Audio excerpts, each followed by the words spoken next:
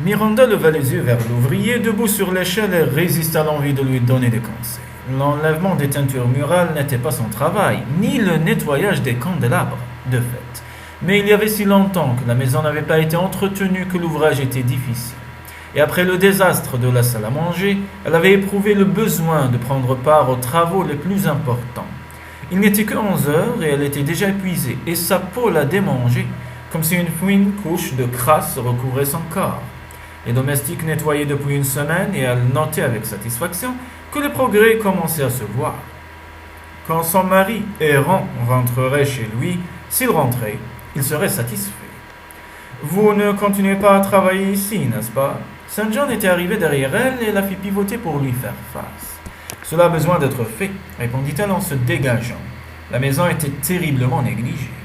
Cela a besoin d'être fait, certainement, mais pas par vous. Je doute sérieusement que mon frère tout-puissant serait content de voir sa nouvelle épouse agir comme une servante. Miranda laissa passer cette remarque en silence, car elle ignorait si le duc serait content de la voir entreprendre quoi que ce soit. Que se passerait-il si elle n'avait fait tout cela que pour le mettre davantage en colère? Elle écarta cette pensée de son esprit. Elle faisait de son mieux pour lui, il serait satisfait, il devrait l'être. Et, ajouta Saint John, en portant une main au visage de Miranda et en lui soulevant le menton pour qu'elle le regarde dans les yeux. Vous avez de la poussière sur le nez, c'est charmant, mais très inusité chez une duchesse. Il lui offrit son mouchoir et elle effaça la tâche en question. Miranda, très chère, vous ne devriez pas passer autant de temps à l'intérieur à travailler. Cela ne peut être bon pour vous. J'ai un remède. Et quel est-il? Une promenade avec votre beau-frère. Je peux vous montrer les terres. Je gage que vous n'avez aucune idée de la taille de la propriété.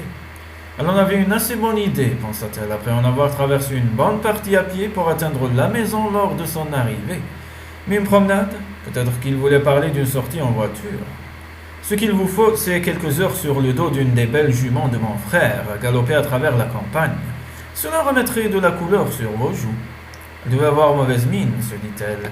Une promenade à cheval, et au galop par-dessus le marché. Il y avait au moins 12 ans qu'elle n'avait pas monté, et c'était un poney inoffensif. Mais Saint John était emballé par son idée. J'avais l'intention d'essayer le nouveau cheval de chasse de mon frère, et c'est justement le prétexte qu'il me faut. Quant à vous, vous aurez le choix, il est certain que vous trouverez la monture qui vous conviendra. Saint John commença. Miranda, je ne sais pas si une chevauchée sera possible, je n'ai pas apporté de tenue d'Amazone. Le jeune homme fronça les sourcils, mais seulement un instant. Votre femme de chambre trouvera sûrement quelque chose dans les affaires de ma mère, et cela ira jusqu'à ce que vos propres toilettes arrivent. Appelez-la sur le champ, et nous verrons. Mais, Saint John, Miranda prit une inspiration. J'ai peur des chevaux. C'était assez près de la vérité. Peur? Il la fixa stupéfait. Et vous avez épousé mon frère? Oh ciel, cela ne va pas aller, Miranda. Vous devez dominer ce malheureux problème avant que Marcus reparaisse. Si vous voulez que vous vous entendiez, Marcus est un homme très sportif. Il a la chasse dans le sang. Il n'est jamais plus heureux que lorsqu'il poursuit un pauvre animal, monté sur le dos d'un autre. Il plissa de nouveau le front. Quand il découvrira qu'il a épousé quelqu'un qui ne partage pas ses intérêts, il secoua la tête. Il sera fort déçu. Puis il sourit à Miranda. Mais ne craignez rien, petite sœur, je suis là et je peux vous apprendre. Quelques promenades tranquilles dans la campagne sur le dos d'une gentille jument feront l'affaire, et quand viendra le moment de sauter des barrières, ils lui sonnèrent à l'arme. Bon, ce ne sera pas nécessaire aussi, il n'est pas utile de s'en soucier. Polly réussit à rassembler la tenue d'Amazon de la douairière et à habiller convenablement Miranda, même si ce n'était pas la dernière mode. La jeune fille descendit l'escalier en boitillant dans des bottes trop serrées, maudissant la nécessité de contraindre sa haute silhouette à revêtir les habits d'une autre femme menue. L'ancienne duchesse était plus petite qu'elle de plusieurs centimètres, avec des pieds délicats et une fine stature. Une fois de plus, elle laissait voir trop de poignets, de chevilles, engoncées dans une jaquette étriquée pour ses épaules, mais trop large devant pour la poitrine qu'elle ne possédait pas. Elle retrouva Saint John dans le vestibule. S'il constata quelque chose d'étrange dans son apparence, elle était trop polie pour le dire. Il la conduisit aux écuries où il lui choisit une jument docile et l'aida à se mettre en selle, avant d'enfourcher un magnifique étalon noir. Les chevaux étaient plus hauts que Miranda s'en souvenait, en tout cas plus hauts qu'il en avait l'air depuis le sol, où elle aurait souhaité rester. Elle sentit la jument s'agiter sous elle et se força à ne pas y penser. Si sa monture devinait qu'elle voulait retrouver la terre ferme, elle pourrait décider de la jeter à bas de sa selle et d'exaucer son vœu sans prévenir.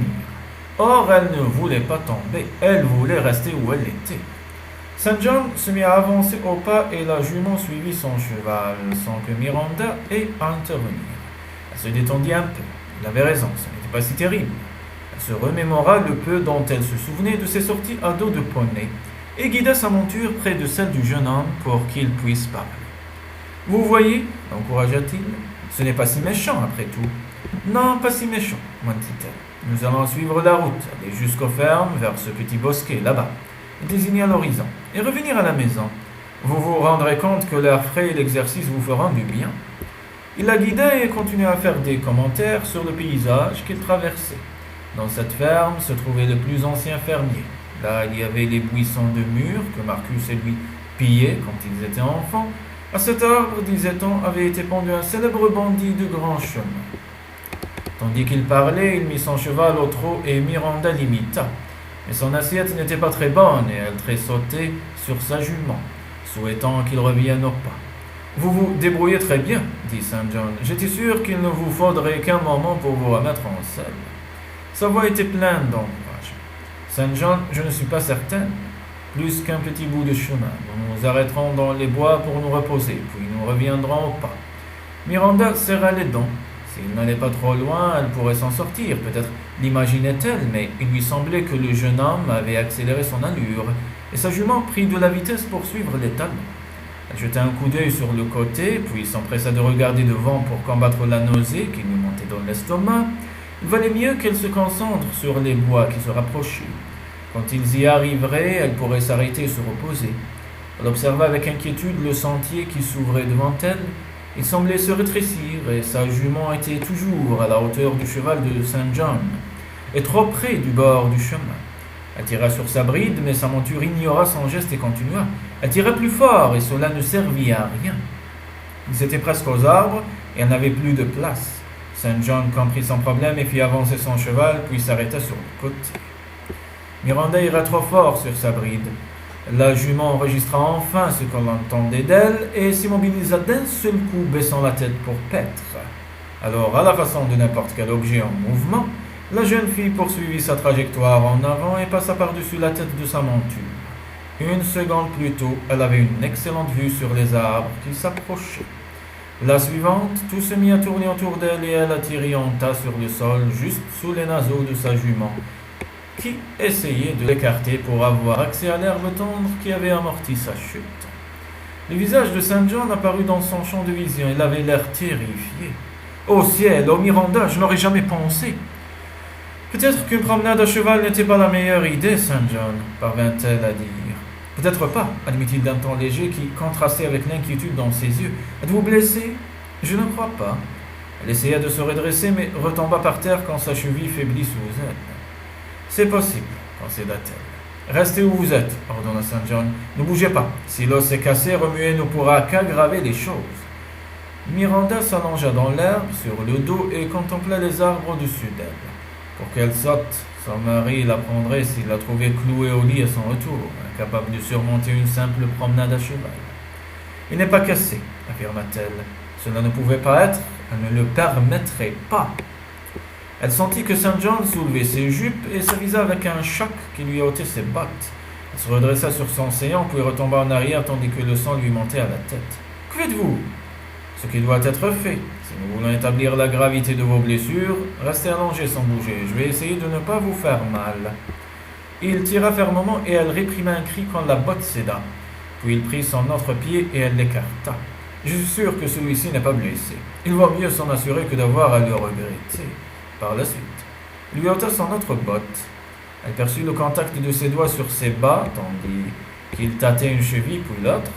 Maintenant qu'elle n'avait plus ses bottes trop serrées, la douleur était moindre. Peut-être était-ce seulement un problème de circulation qui l'avait fait choir. Les picotements s'estampaient et elle sentait les mains de Saint John sur ses pieds. Il était bon qu'il n'y ait pas de palefrenier avec eux pour voir cela, car cette scène était hautement inconvenante. Saint John prenait son temps, touchant chaque os pour s'assurer qu'il était en place. travers l'épaisseur de ses bas, elle éprouva un chatouillis, et elle remua involontairement les orteils. La main du jeune homme se resserra sur son pied. « Vous sentez quelque chose là ?» Elle hocha la tête et se mordit la lèvre. Alors la chute n'a pas dû être trop sévère. « Je suis heureuse de la prendre maintenant. Si cela ne vous ennuie pas, je vais remettre mes bottes moi-même. Il faut mieux les laisser là, pour le cas où il y aurait une enflure. » Miranda tendit la main vers ses bottes. « Je ne peux rentrer à la maison en bas. Et vous pourrez chevaucher non plus si vos bottes sont si serrées que vous ne puissiez sentir vos pieds dans les étriers. » Il jeta les bottes dans les buissons. « Saint John, c'était votre mère. Elle n'a pas l'intention de s'en resservir, et vous non plus, si elle ne vous vend pas. Quand nous remonterons à cheval, nous trouverons une autre solution. Quand l'enfer gèlera et que votre mère aura de nouveau besoin de ses bottes, pensa Miranda, mais elle garde un visage placide et coopératif. Fort bien, maintenant. Si vous voulez m'aider à remonter, nous pouvons entrer. Elle avait toujours la main sur sa cheville, elle réprima un frisson de plaisir et essaya de se dégager. Il eut un sourire malicieux et posa son pied sur ses genoux. Le salaud.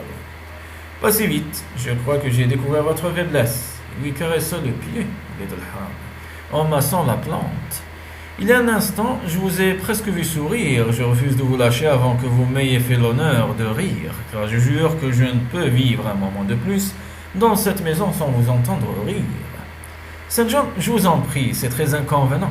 Elle s'assit, fronçant les sourcils, et tira sur les jupes trop courtes de la douairière pour couvrir ses pieds. Mais l'étoffe recouvrait également les mains du jeune homme, et ce fut encore pire, parce qu'elle ne pouvait plus voir ce qu'il faisait. Vous avez raison, c'est pourquoi nous devons vite en terminer avant que quelqu'un nous voie. Riez pour moi et je vous laisserai partir. Saint John, cessez cela tout de suite. Elle essaya de paraître sévère, mais l'effet fut gâché par le sang altéré de sa voix. Il promena les doigts sous la plante de son pied. Quand vous me connaîtrez mieux, Miranda, vous découvrirez qu'il est impossible de me résister. Épargnez-vous cette peine et donnez-moi ce que je veux. Alors je vous aiderai à vous remettre en selle et nous rentrerons à la maison. Il l'a amassé, alternant des gestes fermes et plus doux, et la sensibilité de Miranda s'accroissait à chacune de ses caresses. Saint John. Elle voulait le sermonner, mais le contact de ses mains sur elle était délicieux. Il était si diablement dénué de repentir, et la situation si absurde. Il laissa échapper une bouffée d'air, puis elle retint une exclamation étouffée, tandis que la sensation qu'il lui faisait éprouver devenait trop pressante pour qu'elle l'ignore. Finalement, une dernière caresse sur ses orteils la fit pouffer de rire. Elle se renversa en arrière et rit aux éclats, pendant qu'il retirait ses mains et rabattait ses jupes sur ses pieds. Là, vous voyez, ce n'était pas si terrible, n'est-ce pas, de céder et de prendre un peu de plaisir. Elle secoua la tête et détourna les yeux des siens, puis sentit une rougeur envahir ses joues tandis qu'elle souriait de nouveau. Bien, car je veux que vous soyez heureuse ici, Miranda. Il y a de nombreuses raisons d'être heureuse dans cette maison, mon frère.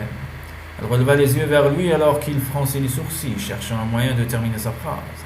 Mon frère n'a pas toujours été ce qu'il est maintenant. Quand nous étions jeunes, il n'était pas si froid, pas si distant. Si vous pouvez retrouver l'homme qu'il était autrefois, alors sachez que vous aurez toujours un ami en moi, et que vous n'aurez jamais à vous sentir seul ou effrayé. Il se releva.